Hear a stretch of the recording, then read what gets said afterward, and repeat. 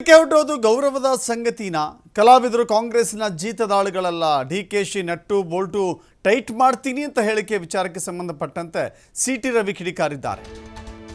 ಕಲಾವಿದರು ನಿಮ್ಮ ಪಕ್ಷದ ಜೀತದಾಳುಗಳಲ್ಲ, ನಟ್ಟು ಬೋಲ್ಟು ಟೈಟ್ ಮಾಡ್ತೇವೆ ಅಂದರೆ ಎಲ್ಲೋ ಒಂದು ಕಡೆ ಲೂಸ್ ಆಗಿ ಮಾತನಾಡಿರಬಹುದು. ಡಿಕೆಶಿ ವಿರುದ್ಧ ಬಿಜೆಪಿಯ MLC ಮಾಜಿ ಸಚಿವ ಸಿಟಿ ರವಿ ವಾಗ್ದಾಳಿ ಮಾಡಿದ್ದಾರೆ.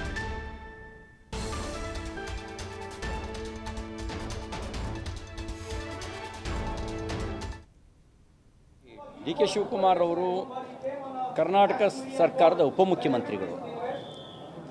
ಅವರ ಮಾತು ಉಪಮುಖ್ಯಮಂತ್ರಿ ಸ್ಥಾನದ ಗೌರವಕ್ಕೆ ತಕ್ಕದಾಗಿ ಇತ್ತ? ಅವರ ಮಾತು ಕರ್ನಾಟಕದ ಸಂಸ್ಕೃತಿಯನ್ನು ಪ್ರತಿಬಿಂಬಿಸುವ ರೀತಿಯಲ್ಲಿತ್ತ? ಬೆದರಿಕೆ ಹಾಕೋದು ಪ್ರಜಾಪ್ರಭುತ್ವ ವ್ಯವಸ್ಥೆಗೆ ಗೌರವ ತರುವ ಸಂಗತಿ ಅಲ್ಲ. ಬೆದರಿಕೆ ಹಾಕೋದು ಮತ್ತು ಕಲಾವಿದರು ಯಾರುವೆ ಕಾಂಗ್ರೆಸ್ ಪಾರ್ಟಿಯ ಜೀತದಾಳುಗಳಲ್ಲ.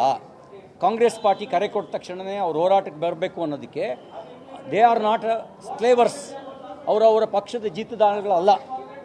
ಅವರಿಗೂ ಒಂದು ಸ್ವತಂತ್ರ ವ್ಯಕ್ತಿತ್ವ ಇದೆ. ಲಕ್ಷಾಂತರ ಕೋಟ್ಯಾಂತರ ಜನ ಅಭಿಮಾನಿಗಳನ್ನು ಹೊಂದಿದ್ದಾರೆ.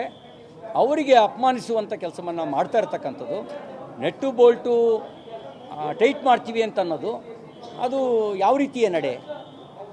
ಒಂದು ರೀತಿ ಲೂಸ್ ಆಗಿ ಮಾತಾಡಿದ್ದಾರೆ ಅಂತ ಹೇಳ್ಬೋದು.